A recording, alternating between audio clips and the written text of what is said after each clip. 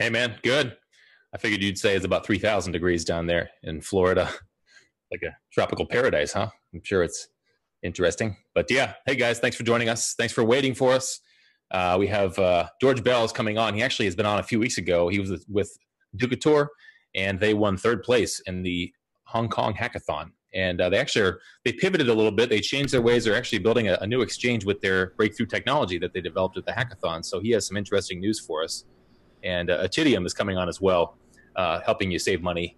And then, of course, Thomas Cox coming on later as well. So looks like a good show. Who's coming up after George Bell? ATIDIUM. It's they were scheduled last week, but we weren't able to make it, unfortunately. Sorry about that, guys. But we're here now. And yeah, what do you know about ATIDIUM? I haven't talked to those guys before. I just like the name. I think it's a pretty cool name. Say it again. How about you say it?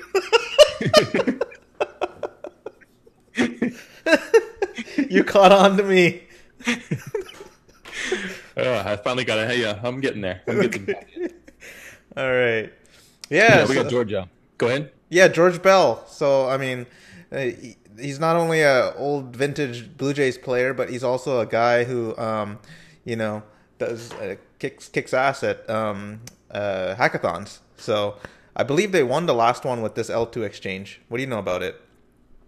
Oh yeah, they got third place, but definitely ahead. There he is. There's George. He can tell us more, I'm sure. But George, can you hear us? Okay. Yeah. Can you hear me well? Yep. Sound good. Awesome. Yeah. So things have changed a little bit since we last talked to you, and we were just talking a little bit about it. Can you give us what's been going on? What's been happening? Oh yeah, I got married. Oh wow! Really? Look at that ring. Yeah. It's crazy. Yeah, things have changed a lot. We basically got very deep into working on the exchange. Got a lot of positive feedback from BPs, from people from exchanges and stuff like that. And we've been very, very hard working on the exchange. And right now it's looking very good in terms of the roadmap and how fast we're developing the whole thing. And I'm very, very positive about it. And actually, like as I told Kevin, we wanted to announce basically like the first public kind of announcement.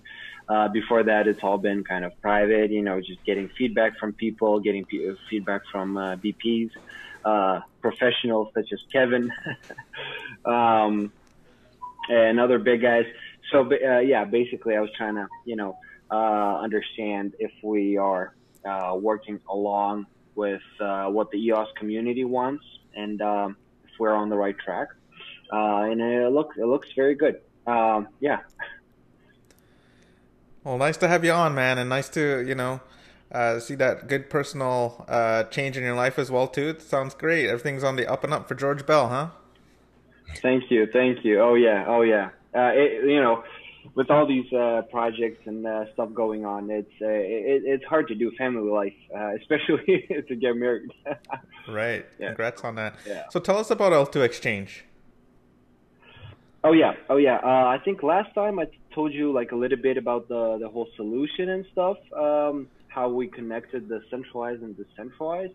We've gotten like a lot. The whole thing got a lot bigger since then.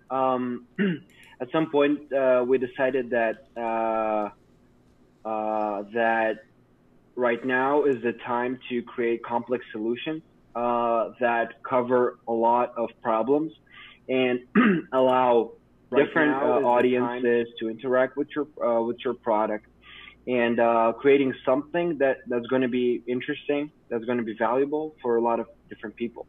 And in terms of exchanges, I've always felt that decentralized exchanges are dead. And if you go into looking at the statistics, basically, like the highest performing dexes right now, it's IDEX, I think. IDEX has been up on this thing because they have been putting on big ICOs on it. That was kind of the driver for the growth.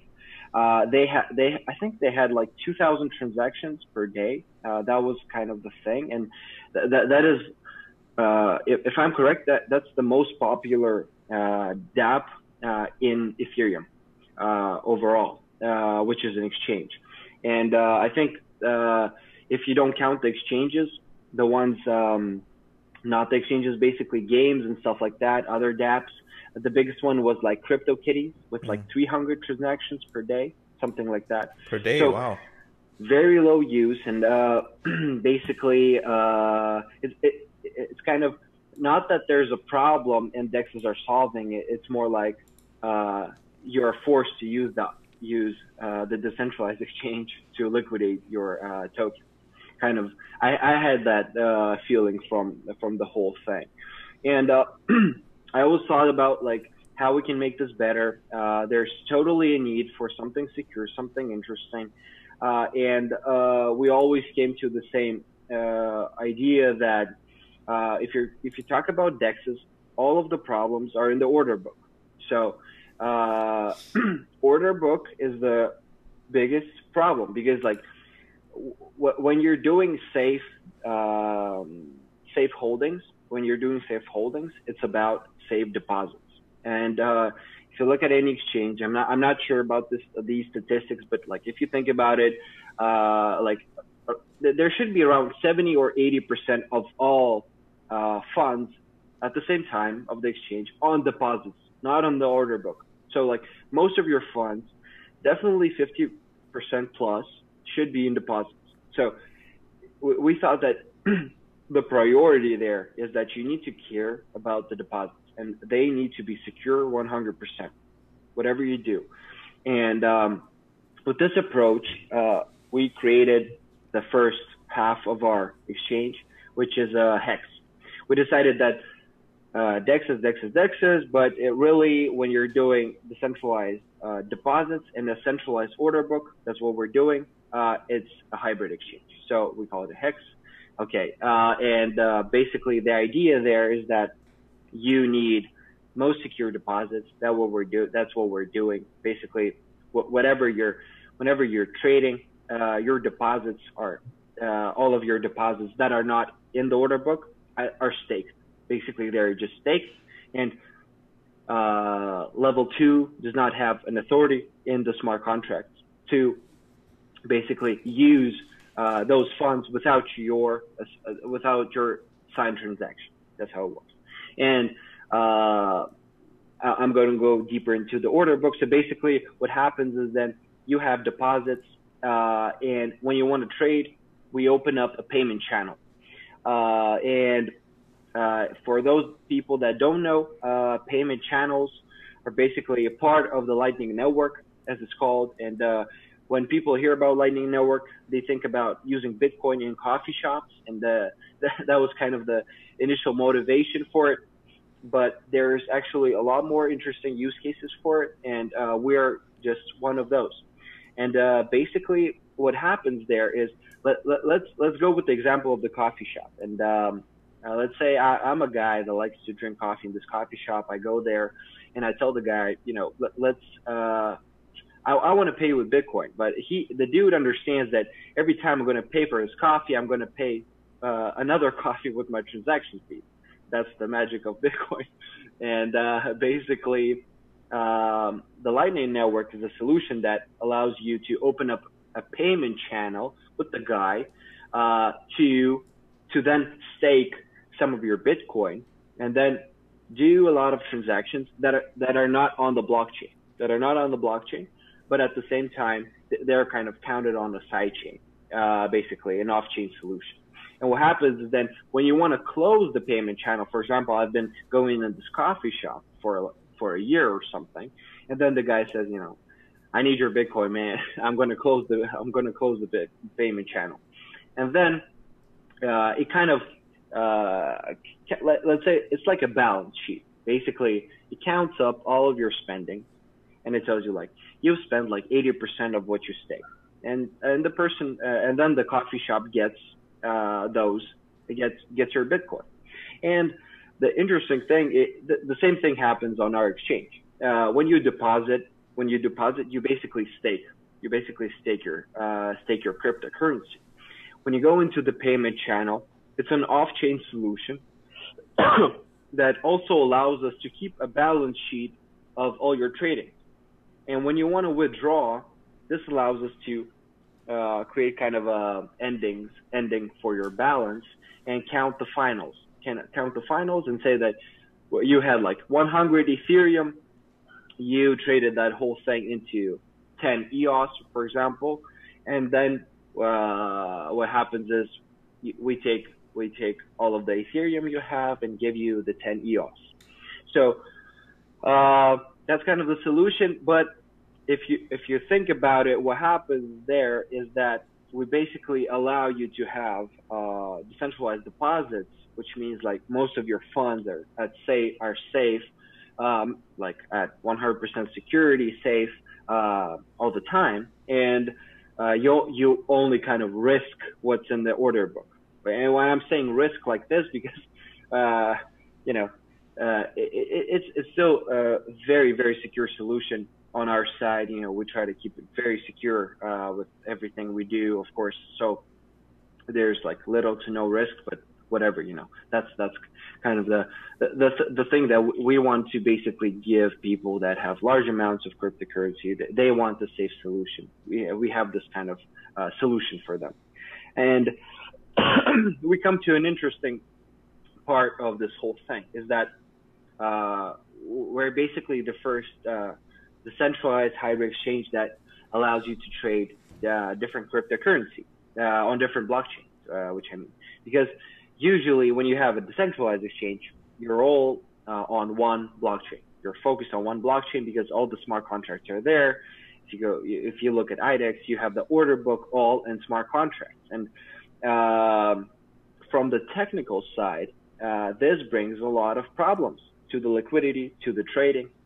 For example, because Ethereum, like an average confirmation of blocks in Ethereum, let's say 10, 15 seconds, something around those numbers, you basically cannot do market orders, because what can happen there is that when you hit a market order, you have bad actors that see that you put a market order, and they have an 8-7 second lag to basically kick you over with that market order. They will put the highest, basically the highest fee for the tokens, and they sell it for a cheaper price, easily making arbitrage on that. And so a lot of decentralized exchanges, you will see that they don't even have a market order available, because they understand the problem there. George, what's your background with exchanges? You seem to know a lot about this. Oh yeah, I don't have like a background of working with working in an exchange or something like that. Okay. I'm an economics major, so I have a lot of time studying that stuff. And basically, in the last few months, we've been getting a lot of experts to join us.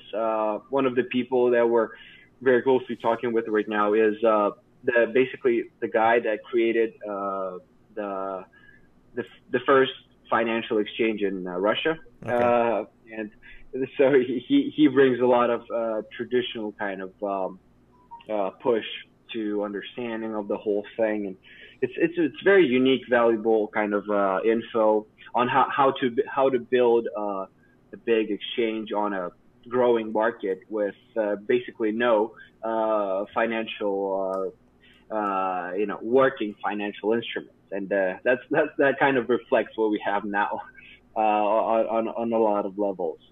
So yeah, just to wrap up the decentralized staking exchange, the off-chain solution that we made, it allows us to have decentralized deposits, and at the same time, the off-chain solution allows us to make the trading the same as on Binance or something like that, with more than 1 million transactions per second, with everything secure, everything fast, with a lot of different stuff like market orders and stuff like that. So yeah, that's kind of wrapping up the Hex thing. Yeah. Okay. So to clarify, I think I'm understanding this. So you're saying that they don't deposit funds. It's not a centralized, it's decentralized, and that they just lock their funds up in a smart contract, right? And then those funds are then credited on the centralized quote unquote exchange, where they're able to just trade back and forth at the speed of Binance or a regular centralized exchange. And then when they close it out, it just opens up, it just unlocks the smart contract, and you give back however many funds you end up with, right? Yeah. I guess the slight problem there, the only one, is that because we're using different cryptocurrencies, what can happen is that, let's say you had 100 Ethereum and you want to trade all that into EOS. Mm-hmm. We would want to deposit your EOS in a smart contract where it's fully decentralized, and it's basically a smart contract for EOS. But let's say you have not provided your EOS account, then what will happen is that we're going to end up just waiting for you to give us an address to give you those funds so that everything is secure. And another interesting topic that I just wanted to mention is that the longer we're dealing with security and stuff like that, you come to a realization that you're always between two sides. It's never 100% secure. It's either you're putting the risks on yourself as a company, or either putting the risks on the customer. And what we've encountered, and how I feel this space right now, is that there's a lot of good motivation to build very secure, heavy products. But the problem is, when you want to build something very secure and technical, the customer feels very afraid of the technicality and how hard it is to use this product.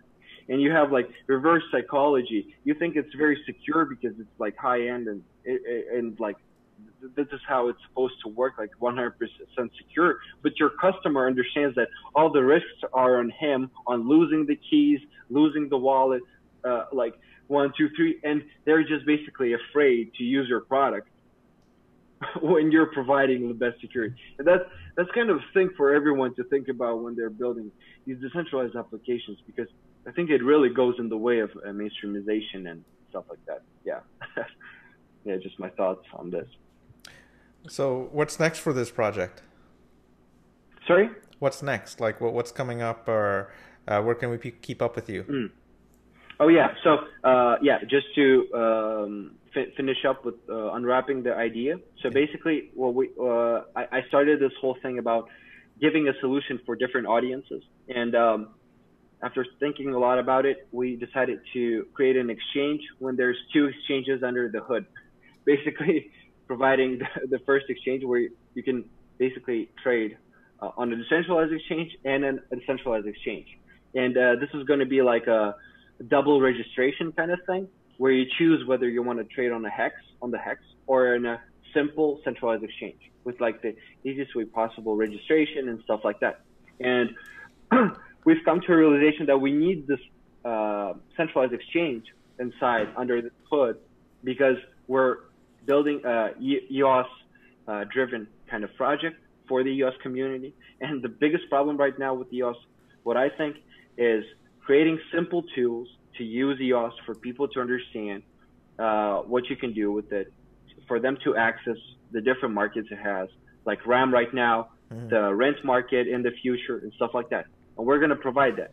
And that's kind of very, very needed. And so basically, this is like something that's interesting for technical guys that want maximum security and will give a lot of liquidity. And for people that are not so technically advanced but want to use something interesting, where you can use everything EOS can provide. And the interesting thing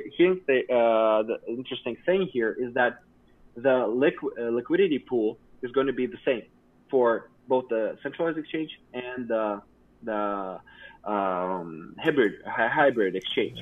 Basically, giving the hybrid exchange crazy liquidity, like no exchange with such kind of level of security for deposits has near that level of liquidity. That's also an interesting kind of thing. You were saying like, what can we wait? This is like the first public announcement for us. But we're going very fast with development, and we're planning a bug bounty by the end of August, and then by the end of September, I think we're going to launch the exchange in an invite-only fashion, kind of like that, just to test things out. for everything to be super smooth and stuff like that. Yeah, that's kind of the kind of closest things. Yeah. Very cool. Yeah, pretty awesome. I'm impressed. Well, sounds great. I mean, and any timelines in terms of dates where we might look forward to hearing more, or where should folks keep up with you guys? Oh yeah, like the link that I sent you, Kevin. Like if you can, send that in the chat. Telegram. We're Okay. basically, we're gonna update people there.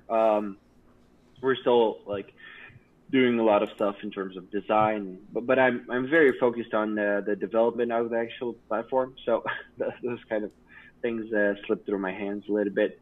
But yeah, I think the end of August will be an interesting time for us because we're going to have the centralized part of the deposits already with like an MVP, and we would get people to test out those smart contracts, check them out, and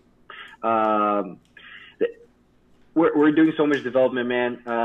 For Ducator, if you remember, that's the project where CEO, which does multi-chain oracles. We're I think early next week, we're going to issue the first EOS oracles ever. I think that's also a huge thing. So, it's wrapping up. There's so many things. So yeah, just to keep updated, go join the channel. I'm going to try to do as much like interaction with the community as much as we can, stuff like that. Yeah. Sounds good. Yeah. Thank you for coming on, George, and updating us. It's certainly an interesting, sounds like a good exchange. Yeah. The best of both worlds. Can't go wrong there. No. Thanks, Thanks, you guys. George. Yeah. And yeah, I think, we would love to talk with you more once we have like something ready to use for Sure. our community and for you guys. So it's all about having stuff ready to use. Oh yeah. It's a good thing about EOS. Yeah. All right. Thanks, George. Cool. Thanks, George. Cool. Nice Thank having you. Thank you, guys. Thank you. Bye-bye. Bye. Speaking of which, Kevin, stuff getting ready to use. Aren't you excited? Are you on Monster EOS there or any other? Personally, I have actually not gotten involved in the monsters or the wizards. None of that stuff. No, have you? No, not really. I want to try that prospectus one though. Where you start off with like a little shack and then you build it up into like this castle. Oh, okay. Yeah. And you don't have your castle yet? You haven't started? No, I have not. I haven't even tried it yet. So you basically were saying that you and I are just we're a couple of beach bums. We don't have it. We're homeless right now. Yeah, we don't have any shacks. We don't even have a shack. Yeah, we're just wandering with with a stick and a bag and tied up on the stick. That's what you have when you leave home. You run away from mom and dad, and then you realize I shouldn't have done that. Yeah, and you go back to their house. Yeah. Well, we have. Go ahead. What's the name of this next group coming up? Oh. Yeah, I think that would be ATIDIUM. ATIDIUM. Hey, Ellerin. Hey, Ellerin. Can you hear us okay? Probably, it's always a bit of a delay. They first pop in. You might be able to hear us now. Hey, can you hear us okay? I can hear you. Can you hear me? Hey. Yeah. Sound you're a little bit better when you lean closer there. We can hear you the volume a little bit better. But yeah, thanks for coming on the show. We'd love to learn more about the project. Are we pronouncing it correctly? ATIDIUM? ATIDIUM, yes. ATIDIUM. Okay, it's cool. Yeah, and how about you as well? We'd like to learn more about what's your background. Where did you come up with the idea for the project? What do you foresee it solving for a problem? Okay, so my name is Eliran Cohen, and I'm one of the co-founders of ATIDIUM. Now, my background, I'm coming from developing, and I'm a marketer and developer by trade. And I'm in the crypto space for almost 4 years. And ever since I heard about Bitcoin, I was hooked. My life changed. So any system that I knew before, I neglected it for the crypto space. Mm-hmm. Ever since then, I was explaining to people about it and learning about it myself. About ATIDIUM. So in the beginning, we thought to run our project on Ethereum. It was in the end of November 2017.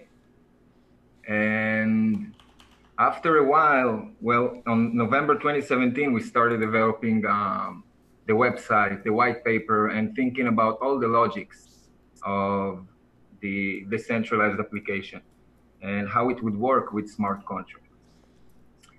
And around December, middle December, I started to be a little bit worried because I saw the performance of Ethereum.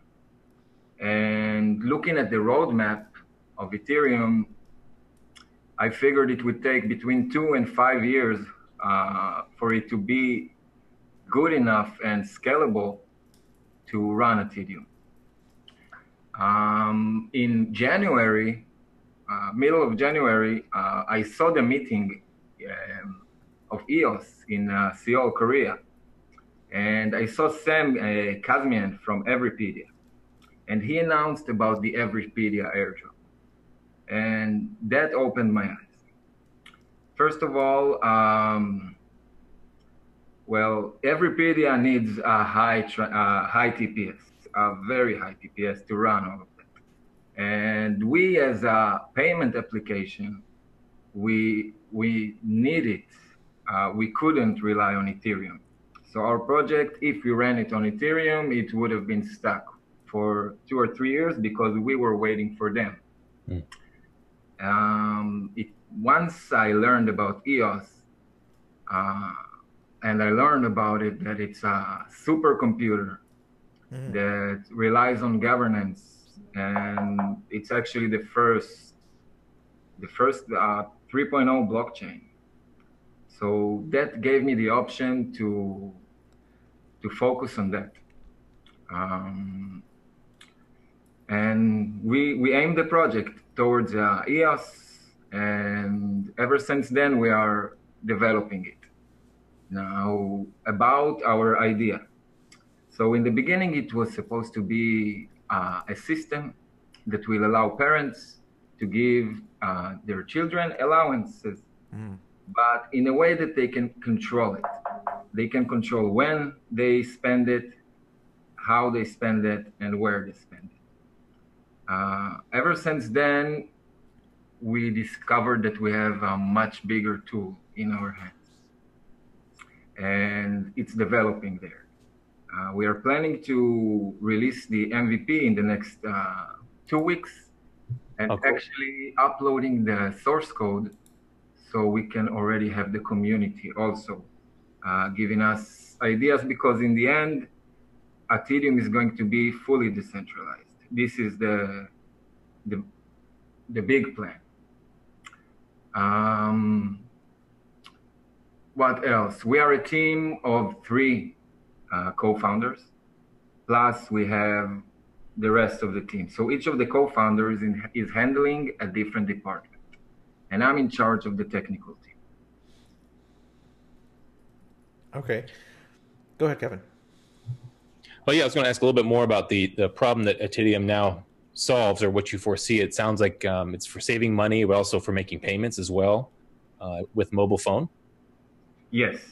So basically, we are also aiming to release a debit card that will be connected straight to the application and will allow the user to set up the budget before the month starts. So if today we get our credit card bill, or when we get our debit card, it's loaded with an amount of money that we're going to spend, but we don't know exactly what we're going to spend it about. We just have a guess what we need to have in this month. ATIDIUM is going to be a full network. It's going to be ATIDIUM network, which includes a map of businesses. Now, I believe that thanks to crypto, it's going a different way. People will not carry wallets. And because crypto, the way I see it, it's going to disrupt all industries. So you're not actually going to need cash in your wallet. You will need debit cards for the next 2 to 5 years.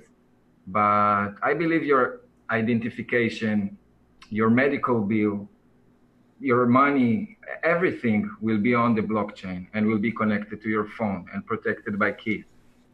So this is where we're aiming to go. And we will do the debit card because it's going to take a little bit time for people to really adopt the crypto and adopt the way of payment through the phone only, because it's letting go of the old system. Sorry about that. It's the first time in my life that I feel like a stalker, because every message that Dan is sending is giving me a message about Dan is talking, and then I'm looking at it. So sorry for that. I'll put my phone on mute. That's okay. So you guys have a token? Yes, our token is ATD. ATD. Yes. Okay. And now what we aim to do is to create a map with a lot of businesses. Now those businesses who will join ATIDIUM network, and those businesses will be recruited by the community and by us. So how it's going to work? Let's say a ATIDIUM user has a business that they really like, and they want to recommend that business, to share with us info about the business, and tell us what they are selling. That way we can define that business into a category. Now, after we have that info, in the beginning, we will be in charge of the project, at least for the first 2 years. And we're gonna keep a close eye on it. So every business that will be recruited, we're gonna contact them, and we're going to explain to them about ATIDIUM and have them making specials. Once a business makes a special for ATIDIUM network and for ATIDIUM users, they will get a nice spot on our map. Now, remember that we have businesses that are going to make specials. Now we have users that are going to set a budget. So the info we're going to get is, for example, Michael set a budget for $100 to buy shoes. Michael lives in Denver, Colorado. And I have a business located on the ATIDIUM map that is a shoe store. So this business just going to make special for ATIDIUM, but our system will recognize the connection. And it will send Michael a direct featured special that will appear to him only because he made that budget plan. So for example, if the business gives 20% off and Michael already wants shoes, and if it worked together, then we just saved Michael 20%, not on something that we told him, hey, that's cool item, buy it, but it's something that he wanted to buy before. And that's how we're gonna, it's not going to be like those commercials that just jumps and you see ads that has nothing related to you.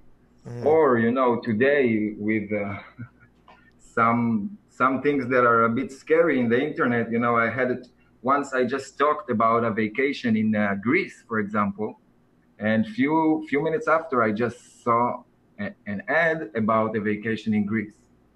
Now, actually, people investigated it, and there was something behind it through maybe Facebook or WhatsApp. I'm not sure exactly how it went, but we want to have the user decide what they want to spend their money before, and then we're gonna, the system of ATIDIUM will connect them together and have the user save money. Interesting. So where can people keep up with you? Where do you have your website, and is your white paper out for everyone to see? Of course. So we have a white paper, we have our website. Also, the best way to get updated right now is through our Telegram channel. Okay. Now, in the next few weeks, I think it's about a week or two from now, we're going to release the MVP. And it's going to include already features for the wallet. our wallet will show the balance of all tokens from EOS that are being held on the user account. So that way the user can define their budget, but when looking at the whole picture, on their whole budget, but on their whole funds, but they will only able to use the app for now with ATD tokens. The ATD token will allow the user to set up a budget, and once we recruit businesses and release the debit card, they will be able to use it directly with their budget plans. Well, when do you foresee the debit card being available as well? Or it's hard to predict those things? It's still hard to predict it, but we are looking for solutions. We're actually even trying to work on a solution for ourselves for a debit card. Okay. But now we're going to start first with the map. We're going to have users contribute info about businesses, and the users actually will get rewarded for that. The users will be able also to write a review on those businesses after we join the business to the map. And the review system will be also 3.0, which means I'm thinking about few things that, okay, let's say a business gets a bad review. It stays there forever. Now, it might not reflect the last 3 months of the business. Maybe they learned, okay, we got this bad review. We cannot remove it, but what can we do to improve it? So the reviews on the ATIDIUM network will get deleted every 3 months. So if the business keeps doing good, the reviews will keep being good. And even if they had a bad review, if they learned how to fix it and the reviews are continuing to being good, the rank will be judged by the last 3 months. So the network is going to be big. It's going to be with businesses, users, and reviews, and everyone are contributing together, because this is the power of the blockchain. Everybody can contribute, and it's for a better future eventually. Very good. Tell us a little bit more about what you foresee like 2 years down the road with ATIDIUM. So in 2 years, I already see the full map. I see parents setting up budgets for their kids. I see businesses setting budget for their employees, because right now, if let's say I'm a business owner and I have my office and I have all my workers at the same spot, it's easy to have them order specific food at a specific time with a specific budget. Also to pay them for rides if they need a gas to arrive and anything like that, because those are basic conditions that a worker receives. Now, let's say I want to have the same idea of a physical business, but online. Let's say I have a developer, I have a graphic, I have someone who does graphics in Ukraine and developer in Greece. And I want to have my business with physical properties. I want to give my employees benefits. Even if, so this gives me the option to have a online business, but with physical properties. More than that, I can also attract better quality workers if I give them a special for, let's say, whoever joins my team. And I'm not talking about ATIDIUM, I'm talking about a business that will join ATIDIUM. They can give a gym subscription to a worker, to an employee, just to attract them. If you join our team, you will have $250 for gym and supplies for the next month. So these are things that a business can really define themselves and be unique, with unique benefits for the workers. And the more creative the business is, they can do anything with it. They can take it to any benefit that they want to give to their employees. That's pretty cool. So it's Wow. like the employers will have a consistent set budget, which they know that they won't go above, and Yes, it's and it will predictable. be exactly. It's predictable. It's predefined. Very good. What did you do any research to find out the need for this, Ellerin? The need for well, today in big companies, the employee will receive a card. That card will hold his budget for the whole month, but it's limited for, let's say, the whole budget divided to 30 days. Now, let's say an employee knows that every Tuesday his wife is making him sandwiches to work, or every Tuesday he doesn't eat. That means they lose the funds on that day for food. They cannot hold it for the next day.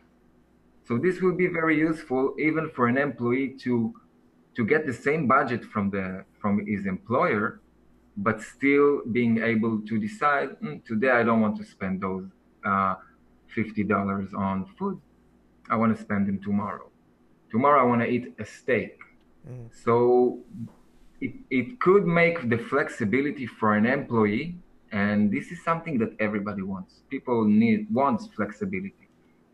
It's not fun to be restricted unless you put those restrictions for yourself, because you know why you do that. Yeah, I agree with that. Sounds interesting. Where'd you come up with the name ATIDIUM as well? Well, tell me, what does it sound like? I mean, ATIDIUM is about innovation, about a new way to set up your budget, a new way to make payments. It's giving businesses a new way of attracting employees, and also a new way of creating your online business in a very unique way. So basically, the beginning of a word is atid. Would you like to take a guess what atid means? Atid. Budget. Okay, so atid, close. It's inside it, but atid is future. Okay. So it will let you set your future budget and not just look at it and say, okay, I need to start handling my money better. You are starting from now to handle your money, to handle your funds, and for a better future. So really, this is what we're thinking about, the future, how it's going to be better, how it's going to be improved. And right now we are working on a campaign. It's called Proof of Love. Proof of love. That's pretty yes. cool. That's hard to prove. Exactly. Our users can prove their love to ATIDIUM, and they can contribute anything from logos to articles to videos. And this is a full year project, so it's going to develop with the community. We will see what ATIDIUM needs, and we will direct that project of Proof of Love to the community.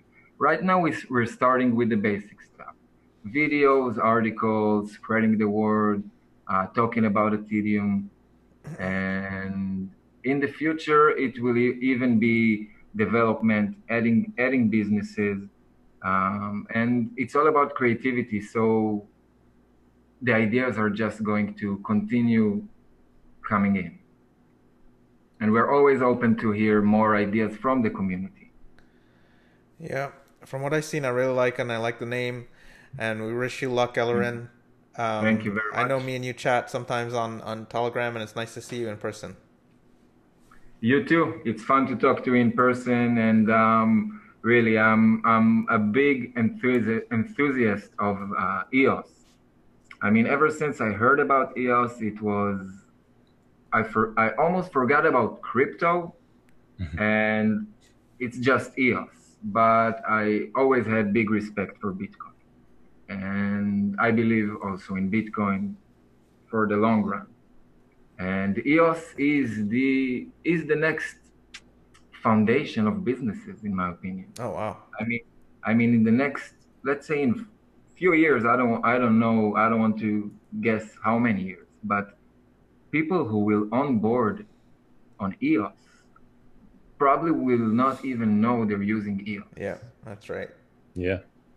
And this is where I hope it's going, and I believe that's where it's going, because it's like the new internet. So if today is the birthday of the internet, today it was released for the public, but Oh, was it today?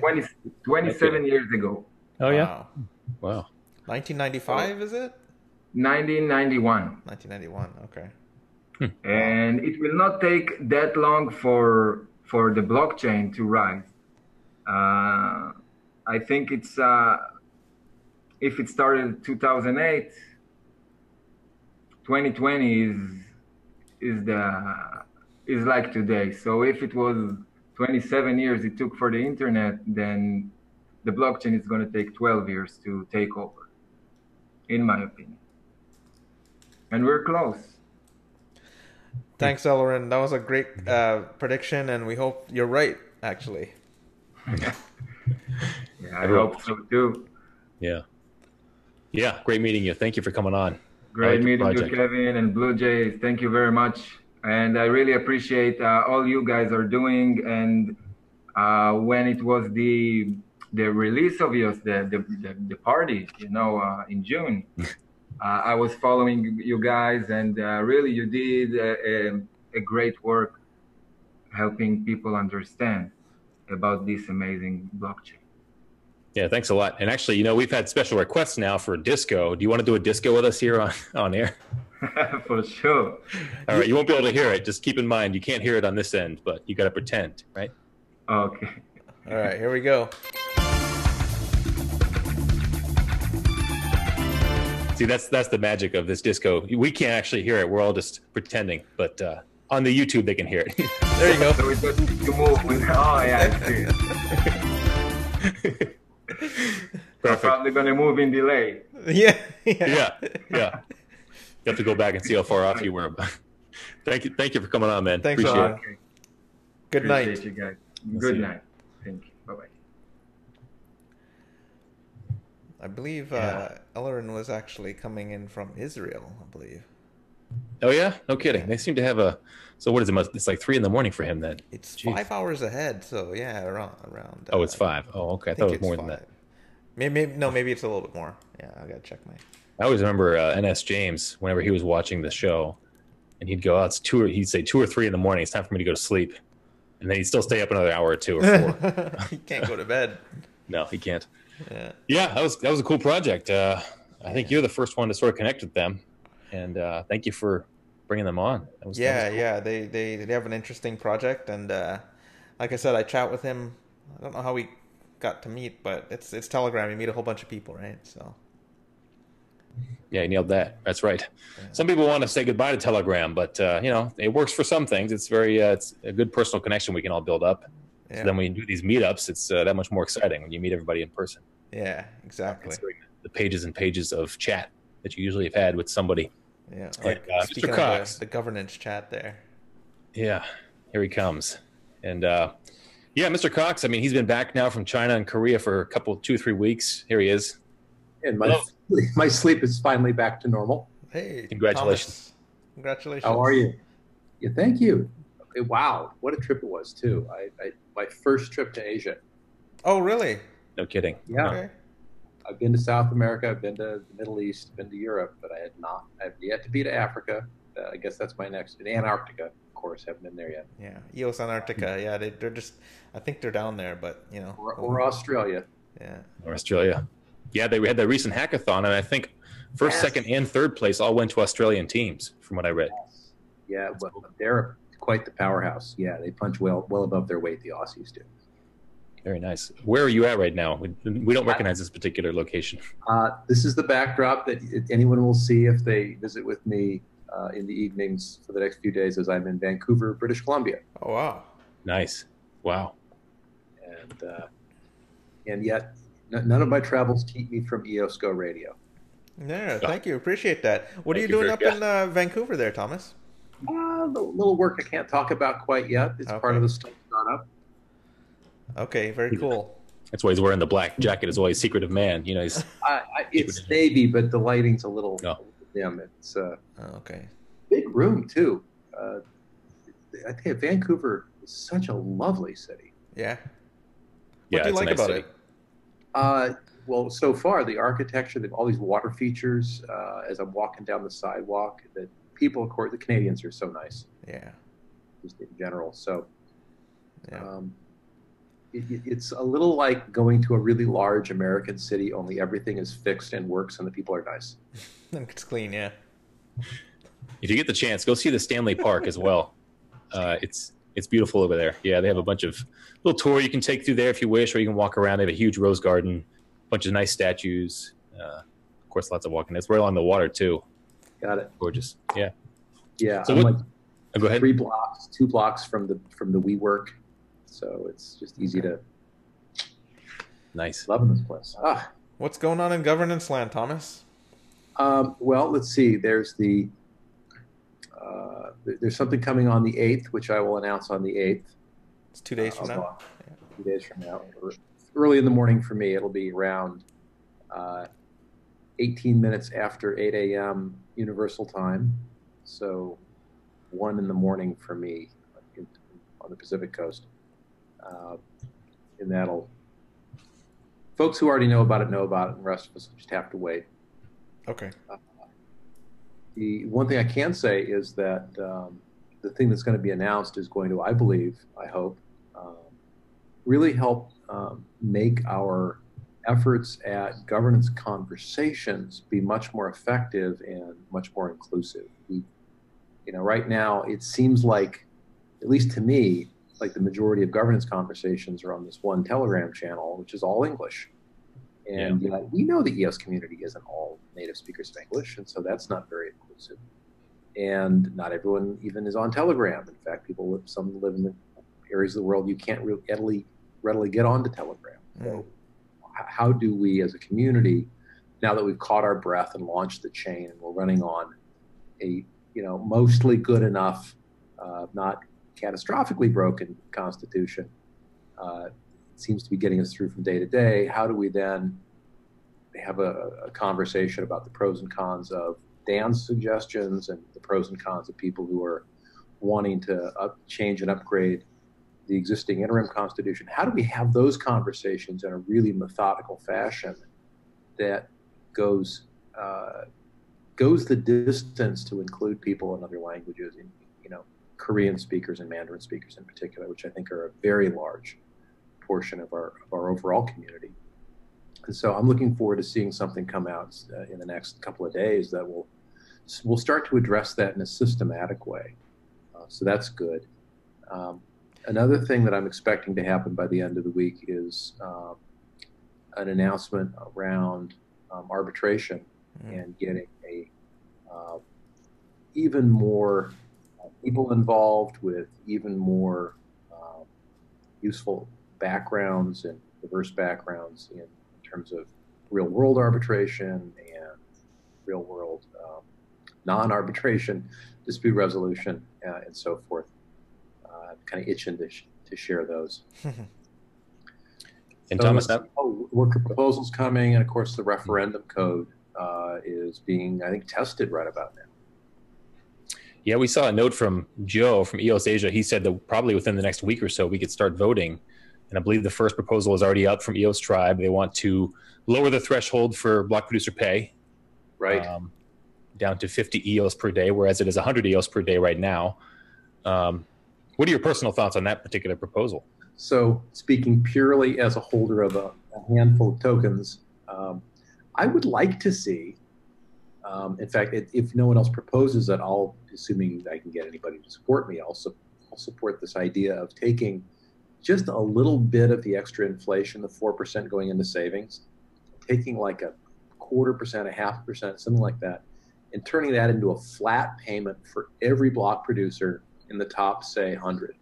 Mm-hmm. That if you're getting votes, but you're not getting block pay, you should get standby pay, just a flat per diem something, maybe 50 tokens a day. Mm-hmm. And if we combine that, which would cost additional money, mind you, combine that with the proposal you just heard from, I'm forgetting the name. EOS Tribe. Yeah, EOS Tribe.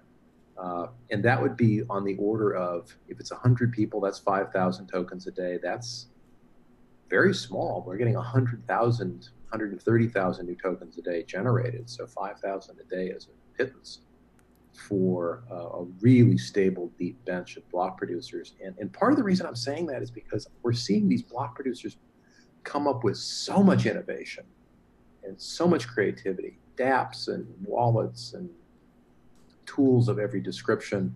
A lot of their staff are busy working in the worker proposal system or the referendum system or these other major efforts to upgrade the software. And I'm just so impressed with them. And of course, they are so incentivized to spend that money wisely to impress the community. I think that is,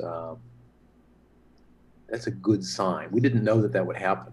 And it's not completely true. I mean, there are block producer candidates or block producer entries that are getting vote pay that aren't even running nodes, and that's wrong. Mm-hmm. I mean, it's wrong morally and it's wrong contractually, because in order to be listed to receive votes, you have to run the reg producer command. When you run the reg producer command, you're agreeing to a whole list of things. And if you don't do the things, then you aren't eligible to be paid for doing those things. I mean, that's like, duh. So we're not yet, as a community, taking coherent action to shut down those people or educate them or at least deny them their ill-gotten gains. Kind of our own fault for having, automatic payments for things that do require a certain amount of manual intervention to verify. So when we've got the ability to do the sudo command or the ability to get some challenges registered with ECAF and push through to conclusion, I think that'll straighten up. And when we stop paying non-producing block producers and standbys that don't run standby nodes, I think that will go a long way to making us look and feel and behave like a governed blockchain rather than a wannabe governed blockchain, which may be where we are right now. Because getting paid to not produce, that it really is it's a ripoff. The community's being stolen from when that happens, I believe. Yeah, well said. And we need to take appropriate action, and we have a process, and I think people are getting ready or on the brink of, or maybe already have filed challenges to those block producers, and it has to then go through the process, and that means we need volunteers for ECAF, we need more volunteer case managers. I'd love to see ECAF get paid so it can, get people on there full time and not, part time as a hobby. Mm-hmm. I think we'd see better, faster, all around results if we started paying for the services we say we need and want. And that's got to come from the community as a whole, I think. Actually, since we've last talked, we've seen Brendan Bloomer and actually Dan himself, I believe, have talked about eliminating of the 4% worker proposal system altogether. Just give us your basic ideas and thoughts on. It's interesting that the block producer venture capital fund splash page went up finally the day before that announcement came out about eliminating worker proposals. And that happened only a few days or maybe weeks it was after they named a person to actually head up the venture capital effort, which had been largely disjoint, if you will. Are you talking about EOS VC? EOS VC. And my take on it, and I'm happy to be corrected by anybody who actually knows any better, is that the venture capitalists don't want to be competing with a $500 million or $400 million worker proposal fund for the profitable deals. Now, if you read the white paper, that no one ever knew how much money that worker proposal fund would be worth, because for all anybody know, an EOS token would be a nickel or a fraction of a penny. I mean, it could have been a Dogecoin. There was no way of knowing it would be. Seriously, there's no way to know in advance that it would be worth anything. So we might be saying, hey, wow, it's almost $1 million. We can hire a couple of programmers. And instead, it's 400 million at the current rate, thereabouts, which is a boggling number. And I think, me personally, I've been trying to pay attention for a long time, and I have opinions. I'd like to see the worker proposal fund, number one, shrunk, at least in the short term, because we don't have anything useful to do with it yet, much, other than a proposal that I understand is coming from a group, the WPS working group. They're going to ask for ECAF funding and a few other things. Not to be a lot of money. I think the balance bridge should probably be burned or stuck in an unspendable account, just so it's not susceptible to hacking.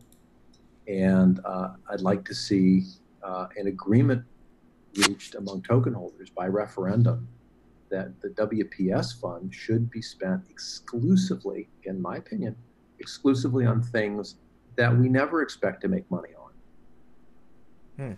Period. If you want to make money, you invest your own funds. These should be loss leaders. These should be free accounts for startups. It should be maybe pay some RAM fees for promising dApps. Pay for a security audit. Pay for a professional test net to be run. These test nets are not cheap to run. The community can well afford to pay a monthly stipend to 21 or even 11 block producers to run a test net, and with certain criteria of how well it performs. And we can certainly afford that. These are potentially all the funds that we're saving for being proof of stake in the first place, instead of having to spend it on electricity and stuff. Right. Yeah. Instead of like wasting money and heating the planet, like you ever had one of those computers where the room was 10 degrees warmer in there? Yeah. Or if you're mining for crypto, 20 or 30 degrees. Right. And yeah, we don't need to do that to the planet. We really don't. So yeah, we're saving a ton of money with DPoS. It's a far more efficient approach. And therefore, let's make use of that. So we can lower effective inflation and pay for some really valuable things. What about developer tools? I mean, make a list of the top 10 developer tools that Ethereum programmers and other smart contract programmers have on the platforms that have been around for 4 years. And how about like a bounty to port them over to EOS? Just port them.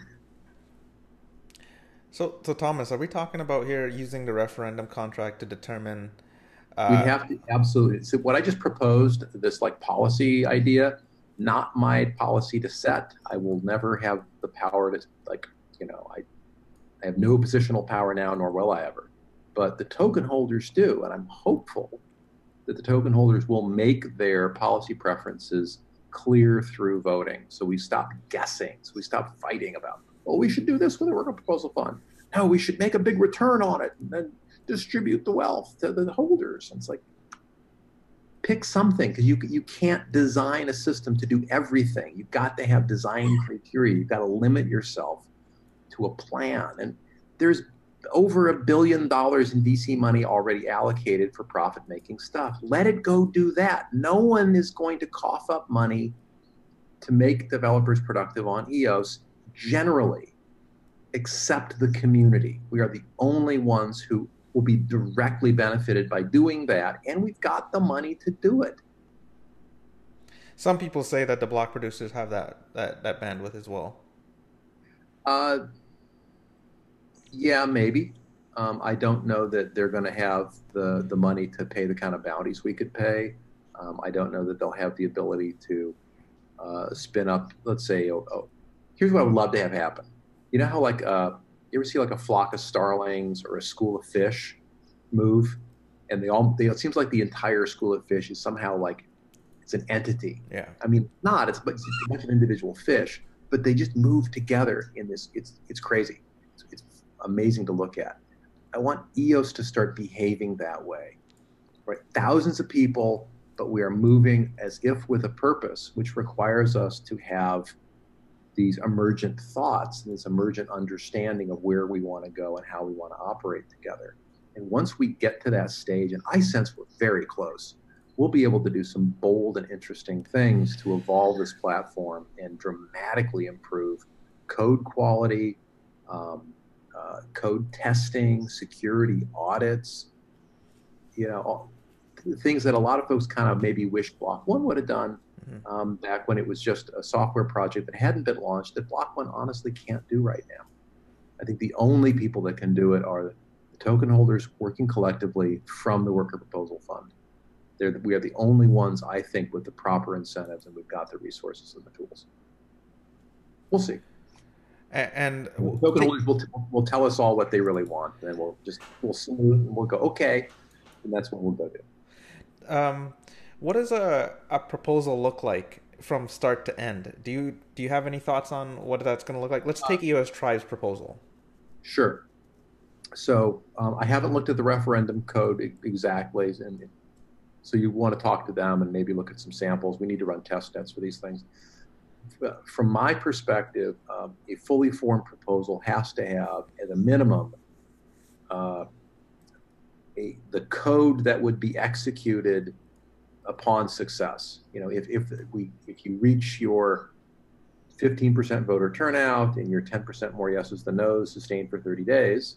Okay. Can you go through those just quickly? Yeah, it's in the Constitution. Anything that would affect the Constitution, like setting a policy, like changing the Constitution, like spending any money out of worker proposals, anything out of that .saving account, all of those have to hit the same threshold, and it is a minimum 15% voter turnout. You can't have 3 guys vote their tokens and everyone else is asleep, and then suddenly, whoops, we just got $400 million. It's not going to work that way. Minimum 15% voter token turnout, really. The yeses have to outnumber the nos by 10% margin. So 55 to 45, it's a supermajority requirement. And that margin has to be sustained. 15% has to be sustained, and the 10% margin has to be sustained for 30 continuous days. Wow. Within a 120-day window. And after the 120-day window closes, your referendum's over, and you can go back in line and try again, maybe, if you want to. So is it a first in, first out, like a sequential system, one proposal at a time? Everybody gets their 120-day window, and it starts whenever you start, and then it ends 120 days later.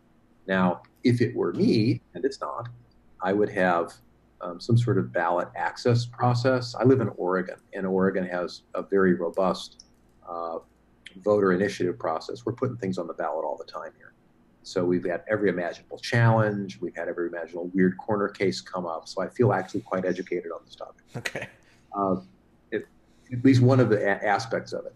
And so you need to have some kind of a threshold, I think, for what goes on the ballot. You can't get every guy with 2 EOS to rub together, taking up people's time and attention with dumb, ill-thought-through, incoherent proposals that don't have code attached, that don't have Ricardian contracts, that don't maybe have a dedicated web page explaining the rationale behind it.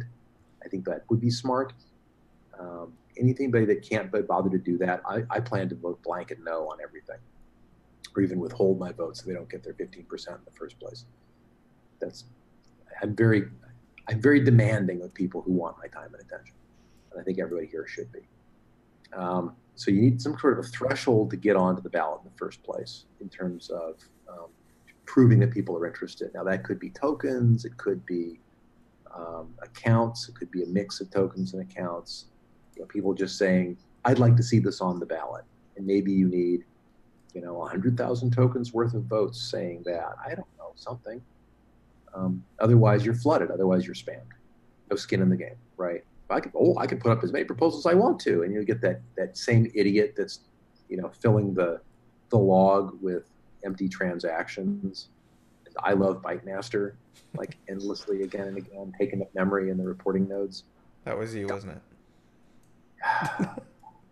Give people free transactions and they do dumb things with them. Yep. Yeah. Well, we should have expected that. We can't have free referenda because voters' time and attention isn't free. Right? We've got to respect our own processes. Now, we can't have too restrictive a ballot access process because then good ideas don't get in. But honestly, if your idea is at all good, you'll get some support. You'll get enough support to get on the ballot. Can you have multiple ballots at the same time? Good question. Again, if it were up to me, I would have every 30 days, I would have a tranche of things released saying, okay, it's 30 days. It's time for the next release of things that got on the ballot. Here they are. And, initially I might limit it to the top 5 or 6 and then 10, and then 20. But at some point, people get exhausted. Yeah. I mean, they've done studies, the literature, if you search under the tyranny of choice. The tyranny of choice is the magic phrase. You'll find that the more choices people have, the more people just shut down and say no. They just get confused and they say no to everything, including the good thing. And we cannot afford to waste or exhaust the time and attention and focus of our token holders. It might even be served right to have like a voting period. Every year, November is voting month or something like that. Yeah, or every 3 months we release a bunch of stuff, or every 30 days we release the top whatever. I mean, we got to see what people can handle. Yeah. And I also suspect that if the token holders are smart, they might vote for, a chunk of money to go to a designated smart contract or entity or committee. I think there's a proposal to do some of that, and they can then, using their own process, spend down that block using littler chunks, where that group can pay close attention and have some accountability. Because honestly, going to referendum is slow. It's going to be expensive, if not in ballot access, then in voter attention. And if you ask a stupid question, you'll get an incoherent answer, and then you'll have to say, well, so what did we just vote for? What does that mean? What do we have to do now? And that's the worst thing in the world, is you get, 55% of the voters asked for something, and when you look at it, you cannot for life you figure out how to implement the thing they just asked for. Or they'll vote in favor of 2 different things that contradict each other. We have that in Oregon all the time. Oh, yeah. 2 different ballot initiatives both pass, and they contradict each other, and you can't do both. Okay. And the way they've resolved it in Oregon, and we don't have any subtle, rules in EOS, is whichever one got more votes overrules the thing that gets fewer votes. And that's your best hope to clarify that morass. Yeah. But yeah, it's welcome to rule by referendum, folks. It's going to be interesting. Looking forward to it, to be honest. Me too. I'm looking forward to some cool, portals being built and political websites. And it's going to be like, the run up to election day every day. But as you said, we run that risk of the voter burnout. What's that again? I said we run the risk of the voter burnout, like you said, though. Oh, big time. Yeah. Yeah, absolutely. The novelty will wear off, and then you'll say, "Didn't we vote on this 2 months ago? Why is this? Yeah, we said no already." Or again, my big fear is that we pass something that can't actually, literally physically be implemented as written. And then it's like, well, so who has the power to fix that? Good point. Yeah. Good question. Yeah.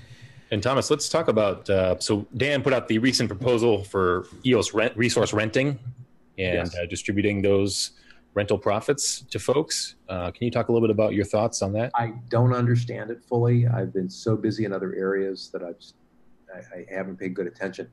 Clearly, the earliest white papers for EOS said that we fully expect to see the ability to rent EOS tokens, to rent access to CPU, network bandwidth, and RAM, and so on. So nothing surprising there, I wouldn't think. The real challenge is implementation details. The devil is absolutely in the details in these things, and we have not seen things tested. It is appalling to me that we put into production a RAM supply upgrade code that magically added 1.5 gigabytes of RAM, And no one knew it was going to do that. And when they figured out, oh, that was a bug, it's like, you guys didn't test this? How did you not notice this during testing? Because it would have done the same thing if you had tested it. I asked one of my minions make a list of every block producer who was active, who voted in favor of that upgrade, and they're all in my penalty box for the next couple of weeks because they voted for an upgrade they clearly had not tested themselves or had not tested adequately. Now, I'm really slow in getting I'm referring obviously to my voter proxy idea that I floated a while ago. It's been very slow to come to market. And by the time I get it done, I think the penalty box will have expired. But if it weren't expired, by golly, you people who put things in production without testing them, you would be on my naughty list. And you deserve to be. Santa Claus. Or Santa Cox. We don't know. Santa Cox. Many people have played with my last name. Yeah. Well, and Thomas, looking forward, I mean, what do you expect? We talk about the next few months. Things have been changing so rapidly. Do you have any idea if things will settle down? Or, I mean, have we stopped kind of iterating on where the tokens should be? I mean, what are your thoughts? This isn't what we've got here is a self-organizing, self-amending system. Mm-hmm. It is an inherently complex system. So if you've not studied system theory, and you've not studied complexity, if you've not studied self-organizing systems, then it's all going to be very baffling to you. And if you have studied those things, you can expect it to go through a pretty clear series of stages where we have a lot of chaos and confusion and things seem to settle down and people start to expect it to continue to be what it's been doing. And meanwhile, in the background, we're slowly modifying ourselves and getting more complex in some area. And then finally, the thing that's been self-organizing in the background pops into the foreground and everyone goes, what just happened? What just happened? And the behavior is different. And then, oh, it's chaos again. It's not chaos. It's just a new form of order. It's this flock learning to fly. It's the school of fish learning to swim. And we're just going to keep going through these cycles. We have to have our first referendum, which means we're going to have our first failed referendum, as well as our first successful referendum. And we're going to have our first, quote unquote, lawsuit arbitration case around a referendum. We haven't had any of those things yet. So the first one is going to be bizarre and weird. And everyone's going to freak out, have 92 theories of how it's supposed to go. And after we've had our third or fourth or fifth, everyone's going to go, oh, yeah, it's supposed to go that way. How do you know? Because that's the way the other ones went. And you got to get used to it. I suggest watching Fiddler on the Roof. Okay. They have a song about this. Tevier, he wears this apron. Okay. He says, why do we wear the apron? I'll tell you why. I don't know, but it is tradition. A lot of self-organization ends up being around continuing to do the thing we've been doing because it kind of seems to work.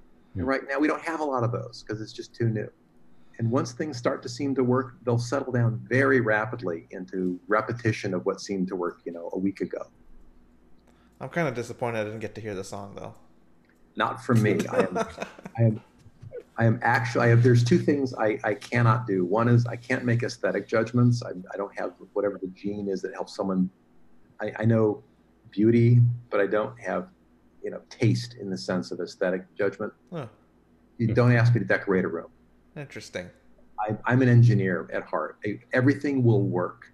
All right. It'll be organized in a semicircle around me where it's all within arm's reach, but it will look appalling to anybody with taste. This is why my wife does not go into my office. Okay. It's also why she decorates the house. She's got an impeccable, wonderful taste. She's like 2 standard deviations above average in aesthetics. I'm 2 standard deviations below. It's not my thing. I have some things. I have some strengths. It's not one of them. The other thing I can't do, sing. Can't sing. I can dance really well. Cannot sing. Okay. And no, I'm not going to disco. Well, you just disappointed the fans. East Coast swing, Lindy Hop, I am your man. I will dance you into the floor. Okay. Get some big band music going, something from the 40s. So everyone else who has a meetup coming up, you just heard that Thomas wants to show you how to dance. Absolutely. I will tear up the rug. until the band goes home. Yeah, cool. Well, yeah, and Thomas, I was surprised to hear you mention a musical of all things for us to go watch, considering your lack of aesthetic and singing in musical. Hey, but I can appreciate a good story, and I like listening. I just can't sing. Yeah, understandable. Okay. Well, yeah, thanks, Thomas, for coming on. One last thing. Yeah. There was one quote Dan said to burn the 4%. Why would he say that? So I speculated earlier that the venture capitalists are getting uncomfortable with this ever-increasing fund, and we don't really have a clear path forward. And Dan has said, and I don't blame him, that we haven't seen the voters punish the block producers who are stealing from the block producer fund. Why would you trust those voters with a honeypot of $400 million? Fair enough. I wouldn't either. Yeah. No way. And so, yeah, I am extremely skeptical. I'm even a little bit worried. And if we can get a small amount of money pulled out of worker proposal one time and spend it well on a couple of urgent things, that success will give us all confidence. If we can use our existing processes to hold the block producer accountable for violating the reg producer contract, that will build our confidence, and rightly so. And until we do, we shouldn't have confidence, because those are huge. Those are to me, is low-hanging fruit in the case of reg producer. And in the case of spending the worker proposal funds responsibly, we have to prove ourselves responsible to ourselves, to each other. If we're not being responsible with it, airdropping it on everybody in terms of burning it, just returns value back to everyone, right? Yeah, it's deflationary, and you benefit directly in proportion to your current holdings. Right. And I'm not saying there's going to be an airdrop. That's just a term. It's like airdropping value in it to everyone. Yeah, and if someone, proposed, I don't know how big that fund is right now. Maybe someone should look and tell us. Yeah. EOSIO.saving is the account. One of the many block explorers and account tools. Saving? I'll bet one of the commenters will beat you to it. Yeah, it is 5.7 million EOS. Yeah, probably. Yeah. Okay, times whatever the token price is now, $7. Yeah. 5.7, so 35 million. What is that? Almost $40 million. Pretty good. Okay. Yeah. So if 1 million tokens, or $7 million, was pulled out and put to good use, and all the rest was burned, and we saw that money went spent well, people might say, I'd do that again. Yeah. Or I'd take a little more of a chance. But I want to see modest, sensible, careful spending out of that thing. Go ahead, Bluejays. If the worker proposal fund could be gamed, why couldn't the referendum fund be gamed? The referendum be gamed, not the referendum fund. Oh, you're thinking about how the block producer payout is currently being gamed by a few people? Well, that's being gamed because you can game it with like 0.5% of the vote. Okay. Right? If you get 0.5% of all tokens voting for a particular block producer, they start to get vote pay. It is a big jump. You got to have 30 times more than that. Okay. 15%. I guess I'm trying to understand if we had a worker proposal fund that was 400 million, like you said, and we don't trust people to vote for the right things in that honeypot, how are we going to trust the voters to vote for the right things in a referendum? It's the same question, because you have to use a referendum to either to spend one time out of that fund or to establish some entity that taps the fund on a regular basis. Either one. Okay. And by the way, there's a cryptocurrency called Dash. Some of you have heard of it. They have a very elaborate worker proposal fund with a proposal system and a holding area and ballot access. And I think at one point they passed one that hired a bunch of professional project managers to oversee other projects. They've been down this path and bled blood on it, and blown some money and had some pain. there's a lot to learn there. There's at least, it might be BitShares that also had a fund that had some pretty sophisticated features to it. So we do not have to reinvent the wheel here. We've got people in our community who are certified project managers and certified portfolio managers who oversee multiple projects. We could hire really good oversight from inside the community, from outside, hire auditors as part of this. There's no reason not to think in a sophisticated, serious way when you're going to run an enterprise that will be spending even just a couple million a year, let alone. And we should be expecting that and demanding that. We should expect and demand transparency, accountability, professionalism, all the things we're not seeing on some Telegram channels today. Yeah, the foundation services. What's that? It's like the foundation services, the basic services. Yeah. Absolutely. And speaking of the foundation. Yes. Any new news about that? Well, the thing that was announced on the 23rd was originally referred to as the EOS Foundation. It is, I hear, will be renamed EOS Alliance.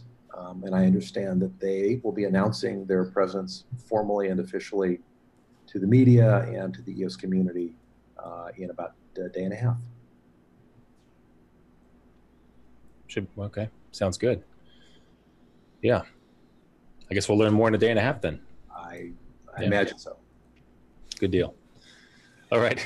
Well, the secretive man himself up there in Vancouver. Men in Black. I do my best. It's navy blue. It's just, I had better lighting. Men in Navy Blue was never a movie, Thomas. No. That's not a Man in Black. Not Johnny Cash. Yeah. Well, thanks as always, Thomas. We appreciate it. Thank you, dear listeners. Appreciate it. Anybody have any questions in the comment section before I go? I want to make sure folks have a chance to post. We asked earlier, and actually someone asked a worker proposal system, and that was the main question. And you answered that very thoroughly, so everybody's happy. Yeah. I see one about recommending a proxy that EOS holders can trust, and I don't know the landscape there. I'm aware of a couple folks that have set up some proxy services, and they certainly sound well thought out, but you'd have to check that for yourself. I haven't had a chance to look at theirs because I'm kind of building my own on the side. That I'm taking a very complex approach, and that's probably why I'm going so slow. Can I tell you about that a little bit real quick? Or I know you got other people you want to bring on. No, you can go ahead, Thomas. Okay, so we've been talking now for many, many months what makes for a good block producer, and who would you trust? And so I decided to try to answer that using like the research on trust. There was a woman, a PhD out of Florida State, I think, who pulled together, she and some of her colleagues pulled together all the literature on trust and came up with a coherent model of human trust that has three major factors. And those were used as the structure for a really wonderful book by John Blakey called The Trusted Executive. I interviewed him a little while ago and got a copy of his book. And the three major things that make up trust are, from memory here, so if I get it wrong, I'm sorry. I'm pretty sure this is right. Number one is the ability to get stuff done, just your prowess. Get her done. Number two is your integrity. Can we trust your work? Number three is benevolence. Yeah. And I call that, putting other people first some of the time. And so if you are effective and highly competent technically, if your word is your bond and we can totally take you at your word because you always keep your word and you put other people's interests ahead of your own some of the time in certain ways, that's a really potent combination. So how do you measure that in block producers? Okay, number one, technical prowess. Are they making blocks? Are they installing upgrades they haven't tested? That would be bad. Are they making their blocks on time? That's good. Are they following reg producer? That's good. You can tell, and we've got a pretty sophisticated list going of things that we look for to see if somebody's technically competent. Second is, they have integrity? That's reg producer, that's their disclosures. Everyone's got mandatory disclosures in reg producer. They're supposed to be on your website. If they're not there, I don't think you're keeping your word. There's other things people will periodically say things in public, and then you can see if they do them or not. No one ever makes any promises, then, well, they can never break their promise, but then they're really not proving themselves to me. So I expect people to give their word periodically and then be visible in keeping it in a variety of ways. And the third is benevolence. Are you spending money on community building? Are you spending, like EOS Nation does? Are you spending money, time, and energy on things that benefit the community, like building out the referendum contract, like a whole bunch of people, including EOS Canada, have been doing?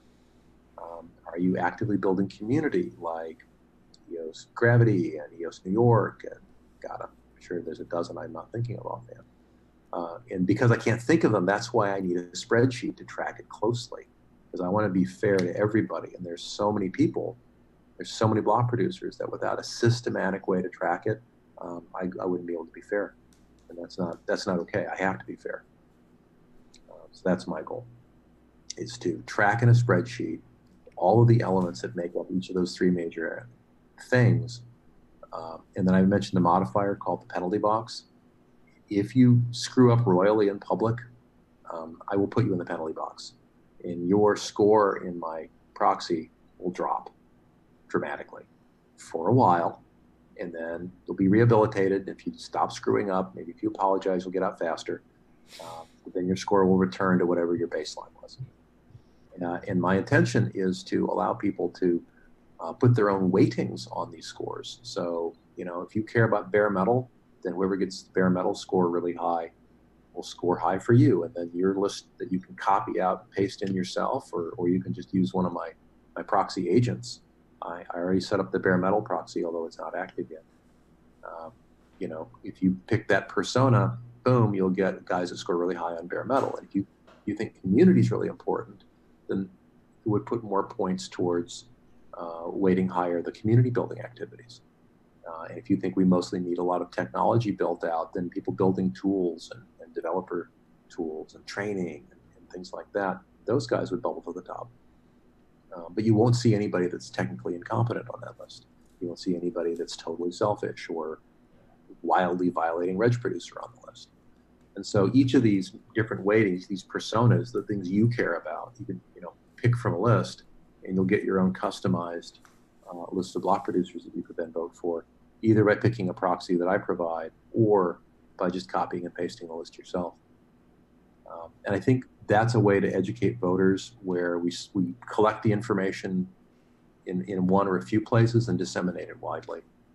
I'm planning to work with the very impressive group, the EOS Watchdogs. Mm-hmm. There's a couple of others that are hard at work on this.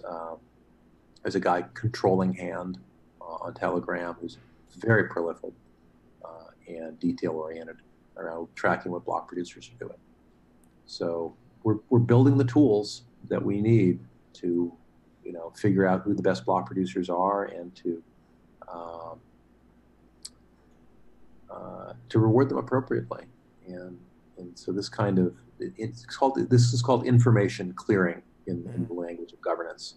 It's like it's hard to track everything. We can't know everything ourselves. We need help. So that's why EOS Go Radio is so important. Mm-hmm. That's why a lot of these tools that are coming out are so important.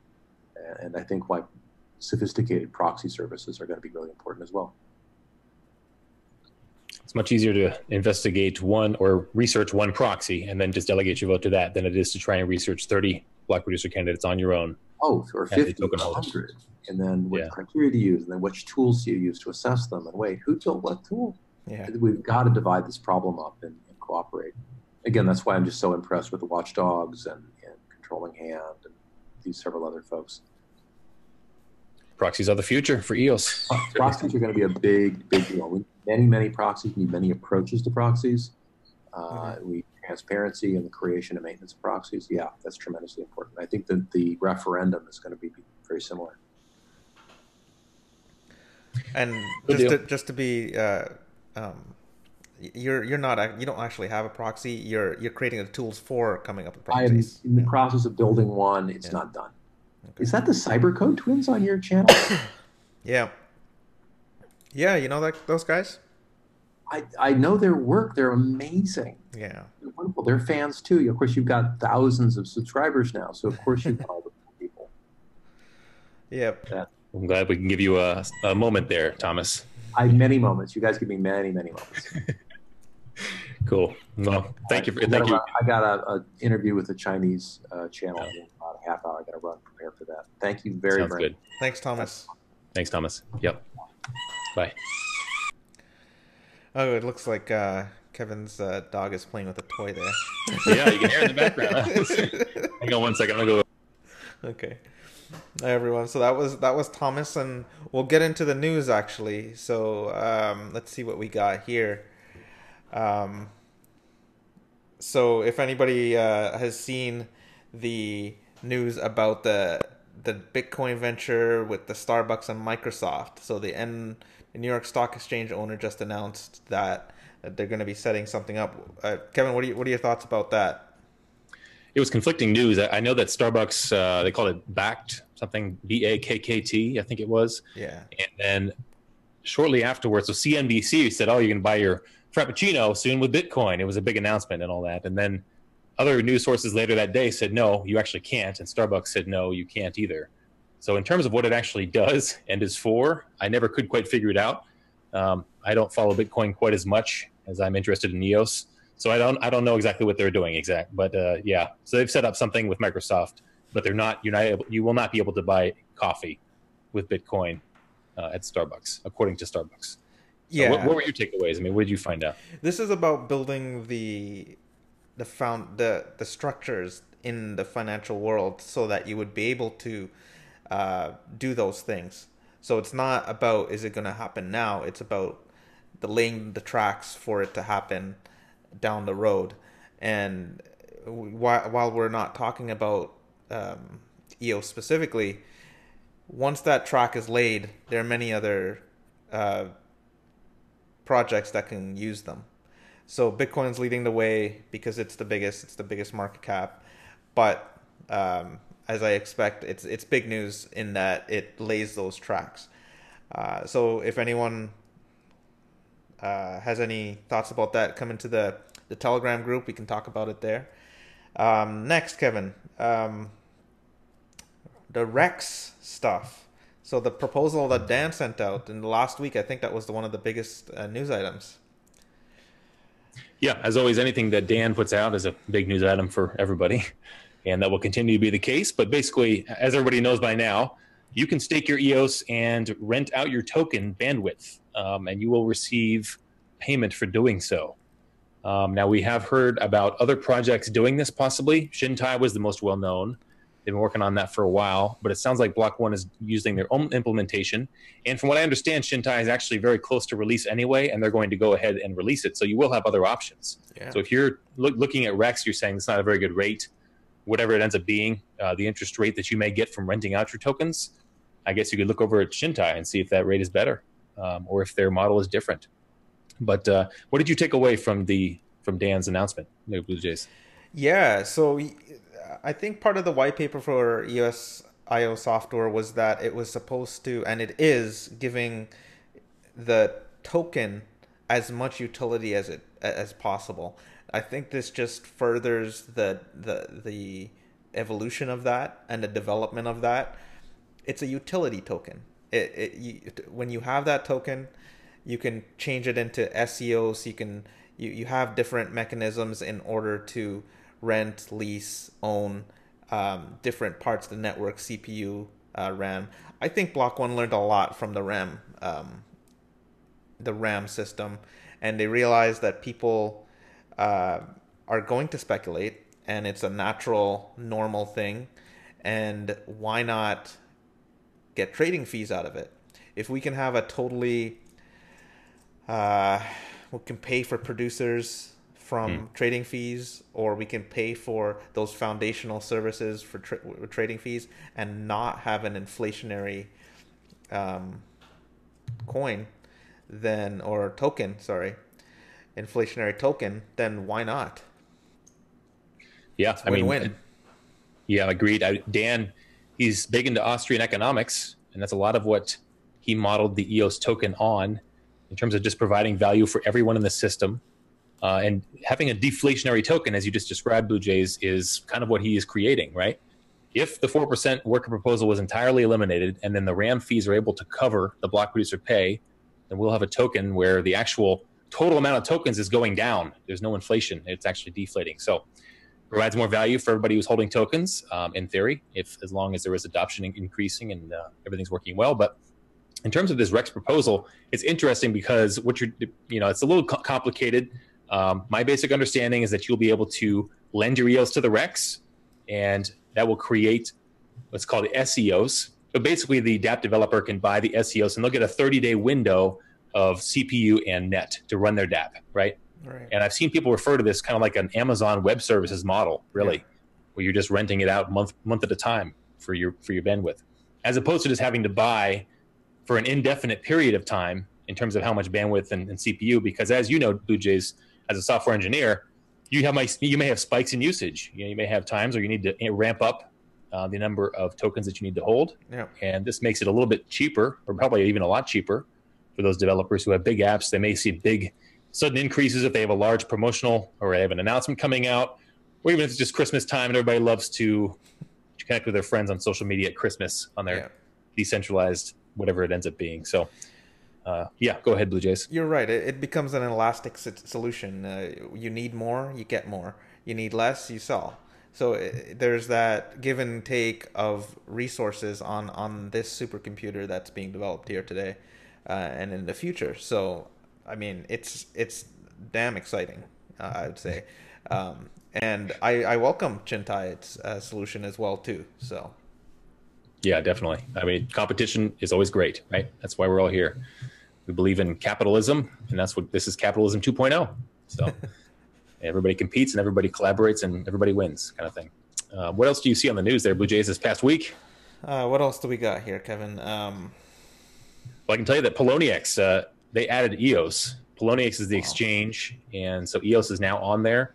A lot of folks were like, yeah, so what? But still, I mean, we saw Binance, they disabled deposits and withdrawals of EOS for, I think it was 2 weeks solid. And folks were asking if Block One knew about this at all.